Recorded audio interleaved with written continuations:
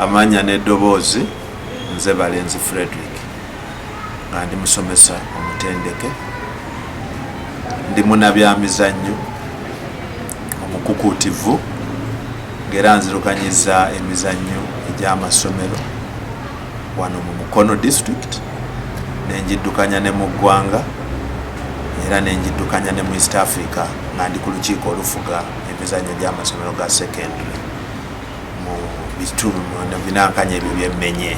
Kyekiseera nange ngendeko mu byobufuzi, nyongereko ku ttafaali ku bakulu bye bakoze, ndeeteko n'obumanyirivu mu areas endala.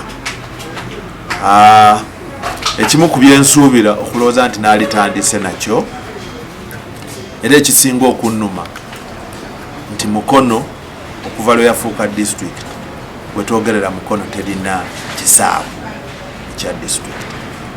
Mu districts endala babiyita Boma grounds. Wano ewaffe n'emikolo gya district, emikolo bwe gibeerawo balina kunoonya amasomero ne bakola ki, ne bagenda. Naye n'amasomero nago kaakati ebisaawe byonna babitaddeko ebikomera, kitegeeza nti community eri cut off. So nga ndowooza nti tulina okwa identifying land, tunoonye ssente, tulobinge, tusobole okufuna ettaka eryo, tubeere n'ekisaawe. Mukono eneetera okufuuka city. Tetuli bato, tuli banene, tuli kilometers ntono nnyo okuva e Kampala. Kati bwe tunaafuuka city, recreation tunaamukolerawa. Tulina okulaba nti we have recreation facilities mu municipality yaffe ne Mukono okutwalira awamu. Ekyo kikulu nnyo kubanga kaakati olaba nti n'omupiira gugenze gukka, kubanga abantu gye baali basambira omupiira ebifo byakola ki, byavaawo. Ekyo kimu. Ekyokubiri, abakungu b'embeera nabo bonna n'amasomero g'embeera nago gasomesa ebintu ebyenjawulo. Abantu betusinga okubeera nabo mu Mukono abasinga bali mu informal sector. Tulina okwencouraginga abantu bagende mu formal sector. Nti bwe muba muli bakukulaakulana, you must have a vibrant formal sector. Abantu bagende mu matendekero gano basome bafune obukugu. Ekiregeeza nti development ne bwenejja abantu bano baba basobola okufuna emirimu mu bitongole ebyo. Naye buli lwoba nga tolina biwandiiko, ab'ebitongole bayinza obutakuwa mirimu. Ku nkomerero ojja kusanga nti abantu abafunye emirimu ate muno mu Mukono ate nga bavudde bweru. Lwaki? Nti majority ewaffe abantu abasinga bali mu informal sector.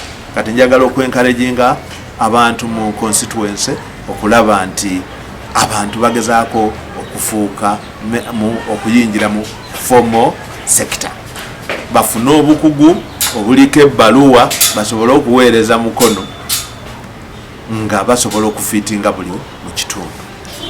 Ekyokusatu, Mukono municipality abantu abamu balimi, naye tetulinaamu model farms ze tuyinza okukozesa nti abantu gundi naawe oyagala kulima genda ku faamu ya Gindi, gundi naawe oyagala kulima gundi yayigiriza kino. Tukyetaaga wano municipality abantu baffe babenga nabo basobola okulima mu ngeri ey'omulembe. Ebintu bino tujja bikola nga tweyambisa bakakensa, kubanga mu Mukono weebali tulina ba officials abazeeyi bangi abasoma ebintu nga bakugu, naye they are not consulted. Kale nze nsuubira nti bwe n'abanzize njagala kubeera mu zaŋŋanda, tusobole okugatta abantu enjuyi zonna, tulabe nti tukola ebinaatwala Mukono mu maaso.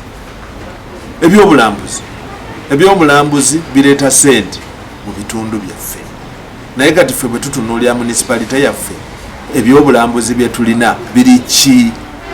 Eyo sekita oyinza okwesanga nti tetulinaawo, naye nga tusobola ogicreatinga. Okiraba sebo amakubo oba planning of the city oba the municipality. Today amakubo geetooloola bwetoolozi bwe tuti. Twetaaga tuyite ba planners be tulina n'abantu abaludde mu Mukono abaaliwo, tubagambe bannange kino kiri bwe kiti, tuplaninge tutya okulaba nti municipality eno eri planned era esobola okudevelopinga in all what directions. Ekirala ku bimu byendowooza nti tulina okubeera ne plan, strategic plan, oba enebeera ya myaka 5 oba ya myaka 10. nga tugamba nti mu myaka egyo 5 mukono tugisuubira wa buli mu sekita kubanga sectors nyingi sectors mu president zayogera mukeri naffe tulina okubeera nazo wano katugambe nti mu tourism sector mu myaka gino 5 tuveewa tutuukewa mu education sector mu myaka gino 5 tutuukewa mu agriculture tutuuseewa mu nguudo tutuuseewa buli lwobeera ne plan oba okola towards okufulufiringa ki plan then n'ekirala kyendowooza nti tulina okukolako ennyo ye perception abantu balina perception nti gundi kubanga abadde taliiwo ndowooza tasobola kukola naye nga si bwe kiri omuntu wooviirayo obeera nga osobola okukola n'abantu kale ebintu bingi nnyo sisobola byonna kubikola ki naye nga ndina okufuba okulaba nti buli sekita gavumenti gyebeera nayo tugezaako okugidevelopinga mu municipality yaffe wabula nga ababaddewo bakoze naye nga ndowooza nange nyinza okwongerako ettafaali ku ebyo nendaba nti tulina gye tubituusa mukono municipality esobole okudda ku ntiiko nga constituencies endala. Yes, okusinziira ku plan zonze ndaba ng'eyalikoze obulungi singa obadde ssentebe wa LC5 oba mayor oba division chairperson kubanga ebyo ndaba ng'ebyekikugu ennyo simanyi okyogerako ki ekyo. Tekitegeeza nti bw'obeera ne plans gw'olina okuzimplementinga kakati bw'obeera member of parliament omulimu gwe ogusinga guba gwa lobbying kubanga decisions ezimplementing ebintu ebyo byonna zikolebwa mu parliament mu sector committees eziriyo kitegeeza nti mmwe eriya yammwe mulina okupresentinga ebintu bino ono n'alobbinga baparliamentarians banne okulaba nti ebintu ebyo bikola ki biteekebwa ku lukalala olw'ebyo birina okubeera considered oluvannyuma gavumenti n'eryoka ereeta ssente n'ebayamba okudevelopinga those sectors oyinza okubeera chairman wa division oba municipality nga ideas ozirina naye bw'oba oyagala kulobbinga ssente mu gavumenti ogenda zilobbinga wa you must go through a third party naye when you are there baminisita bekikwatako mutuba mutuula nabo baani ba technocrats bonna committees zaabwe zibayita ne batuula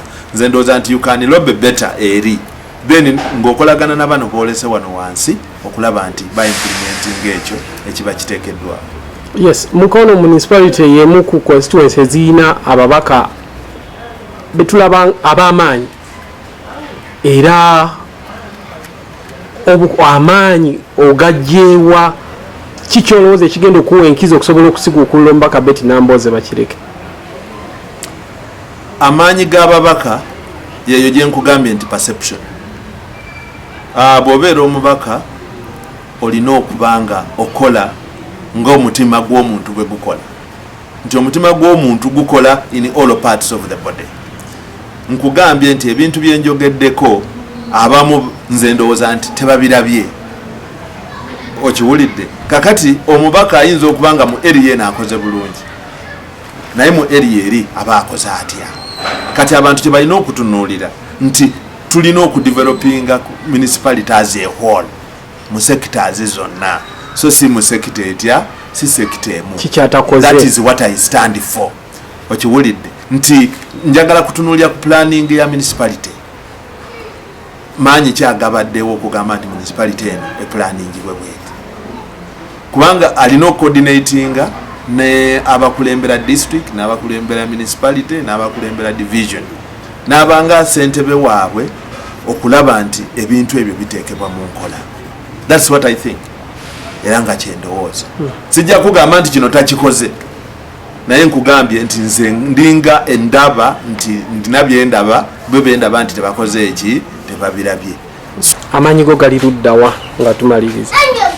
Amaanyi gange ng'omuntu emyaka abayizi bensomeseza nti nakasomesa abayizi mu masomero agasinga obunene wano municipality emyaka egyo gyonna abamu ku bo ye chairman wa LC5 abo bayizi benasomesa abamu ba councillors abamu ba chairpersons abamu they are strong businessmen here agonga yitamaanyi amaanyi agokubiri ndina abaana abayamizanyo sports fraternity njisuubira nti nayo njirinamu amaanyi n'abagala emizannyo eyo fraternity then ndina fraternity y'amasomero ndina abasomesa buli abali mu education sector. It is a big force era nga nsuubira nti tugenda kugatta amaanyi tulabe tinaffe ekifo kino tukiwangula.